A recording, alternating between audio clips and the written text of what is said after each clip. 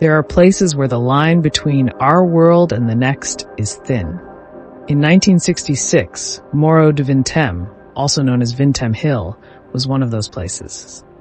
It overlooks the sprawling chaos of Rio de Janeiro, a patch of wild, overgrown jungle rising above the concrete. On August 20th, a young boy climbed these slopes. He was just looking for his lost kite. He pushed through the wet vegetation, the humidity clinging to his skin, eyes scanning the canopy. But he didn't find his kite. Instead, he found a scene that looked like it had been staged for a surrealist film. Lying side by side in the tall grass were two men. They weren't dressed for a hike in the jungle. They were dressed for a funeral, or perhaps a business meeting. Sharp, tailored suits, ties knotted perfectly, and over their suits they wore brand new waterproof trench coats. They were perfectly still. No signs of struggle, no blood. Just two men, lying on their backs, waiting for the rain to wash them away. The boy ran. And soon, the police would climb that same hill to find something that defies logic to this day.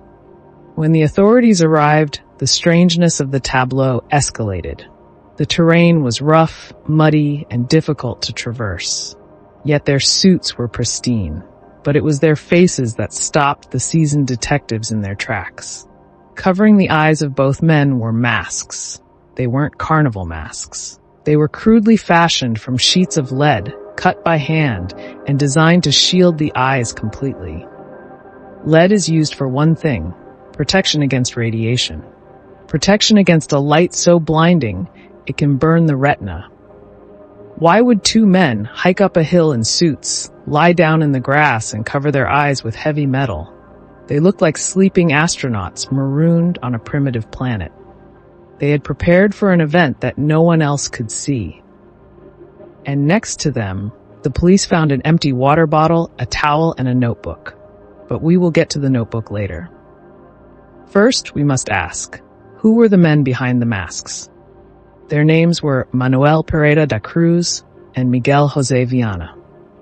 If you are expecting international spies or cult leaders, you will be disappointed.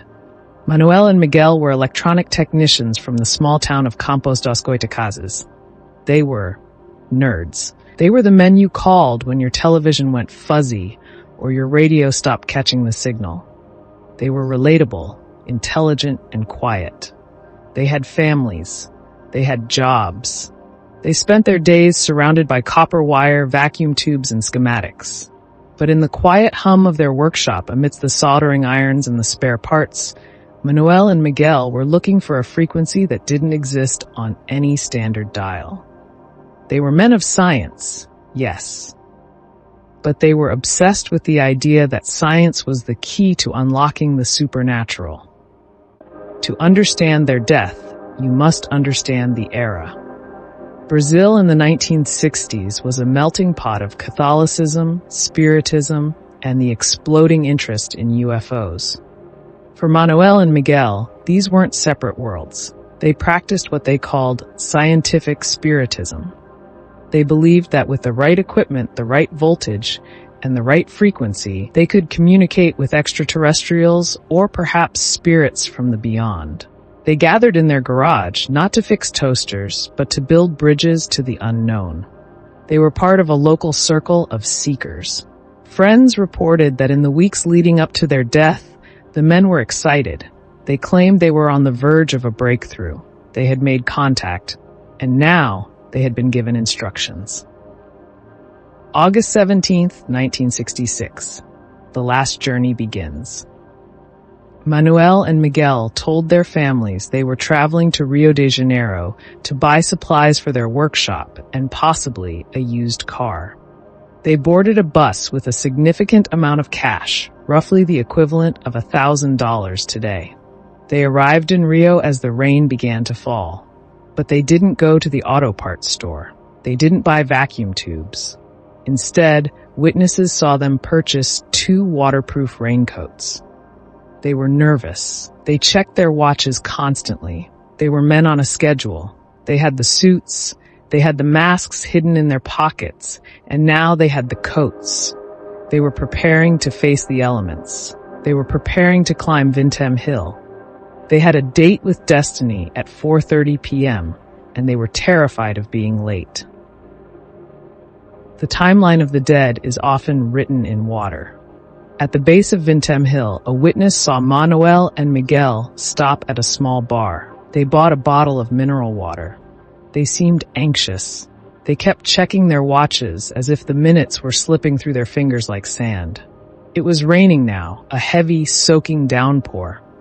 Imagine the image. Two men in tailored suits and ties, wrapped in plastic trench coats, clutching a bottle of water, stepping off the pavement and into the brush. They began the climb. The hill is not a gentle slope. It is a tangle of vegetation and mud. They weren't hikers. They were pilgrims. They trudged upward, slipping in the wet earth, ruining their shoes, sweating beneath the plastic coats. They were heading to a specific coordinate, a spot where the vegetation cleared, a spot where the sky opened up. They were racing the sunset to meet something. When the police processed the scene days later, the debris of that climb told a confusing story. They found the water bottle. It was empty. They found a towel, likely used to dry their hands or perhaps to clean a surface for a ritual.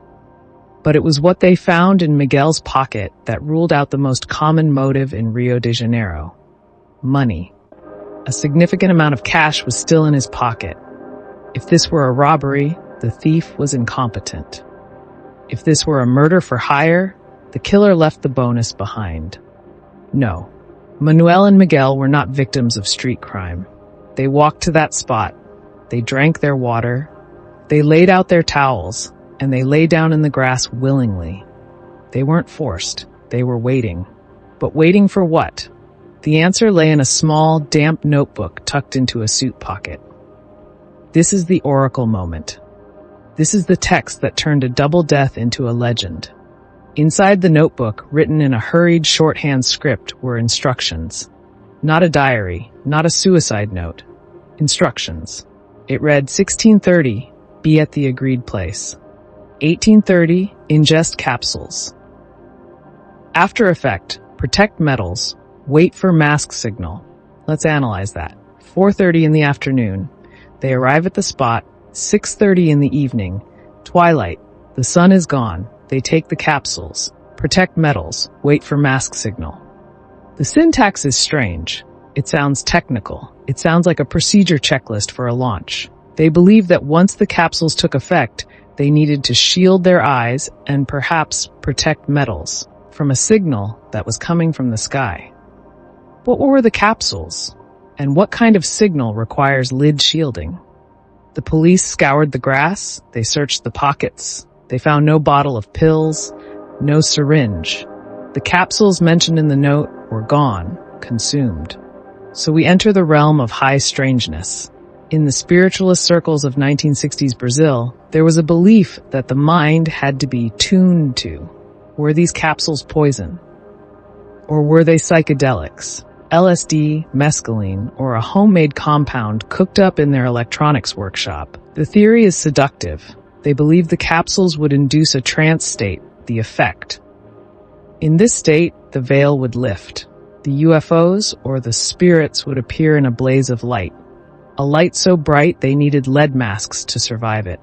They lay down in the grass, swallowed the pills, put on the masks, and waited for the universe to open up. But instead of transcendence, they found only silence. We should know what was in those capsules.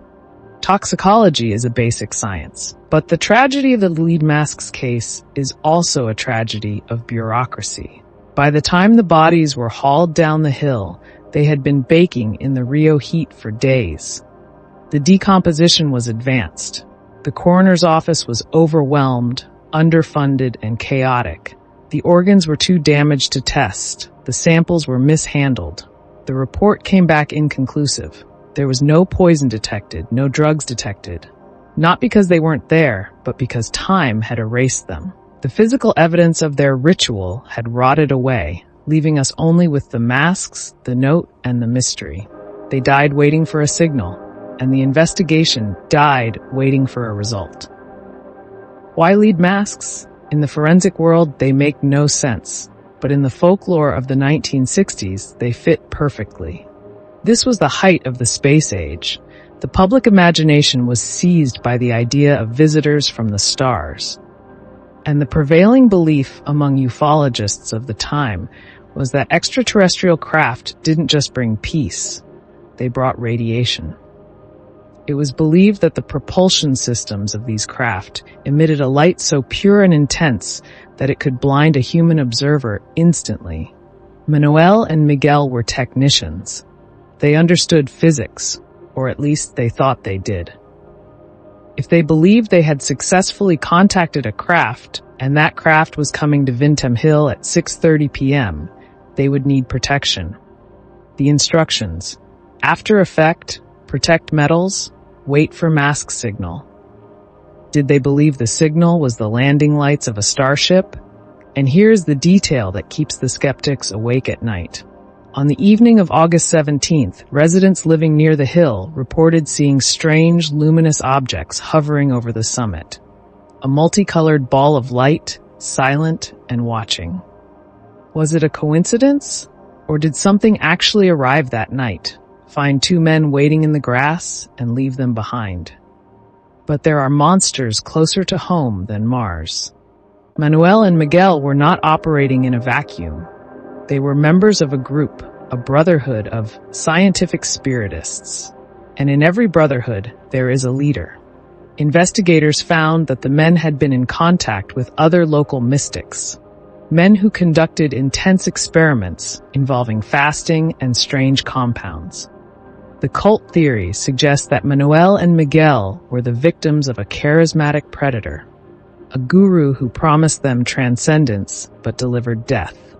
Perhaps the capsules were sold to them as a bridge to the spirit world. Take this, the guru says, and your souls will leave your bodies to travel the cosmos. The masks will protect your physical shell while you are gone. It explains the secrecy.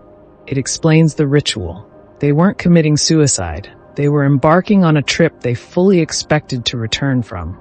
They were tricked into poisoning themselves by someone who knew exactly how to manipulate their obsession. And this brings us to the darkest question. Was someone there watching them die? A witness at the base of the hill mentioned seeing a jeep. And inside that jeep, along with Manuel and Miguel, was a third man. Other witnesses claimed they saw the pair climbing the hill accompanied by a fair-haired stranger. Who was he? If the third man existed, the lead masks case isn't a mystery, it's a murder. Consider the timeline. The men take the capsules at 6:30. They become incapacitated, helpless. The third man, the one who gave them the instructions, the one who promised them the stars, simply waits. He waits for the effect. He watches them drift into unconsciousness. And then, he checks their pockets. He searches for the rest of the money they brought to Rio. He leaves a reasonable amount in Miguel's pocket to confuse the police, to make it look like a ritual gone wrong rather than a robbery. He leaves the masks on their faces because it adds to the theater. Then he turns his collar up against the rain and walks back down the hill alone, leaving Manuel and Miguel to wait for a signal that was never real. So what killed the men on Vintem Hill? Was it an extraterrestrial encounter? A cult initiation gone wrong? Or a cold-blooded murder by a trusted friend? The truth is likely a tragedy of the human mind. Manuel and Miguel were not fools. They were dreamers. They were men who looked at the static on a television screen and saw the face of God. They wanted desperately to believe that there was something more. The killer wasn't the capsule. The killer was the belief. They trusted the instructions. They trusted the process. They walked into the jungle, lay down in the mud, and covered their eyes because they had faith that when they opened them, they would see a new world. The horror of the lead masks case isn't that they died, it's that they died waiting. They died anticipating a miracle, while the rain washed the life out of them. The masks remain in an evidence locker in Rio de Janeiro, corroding in the salt air. A testament to the dangerous line between faith and folly. I Am the Oracle investigates. I investigate the shadows where logic fails. What do you think the signal was? Were they murdered by a third man, or did they find the contact they were looking for? Tell me your theory in the comments below. Subscribe and turn on notifications. The next case file is already open.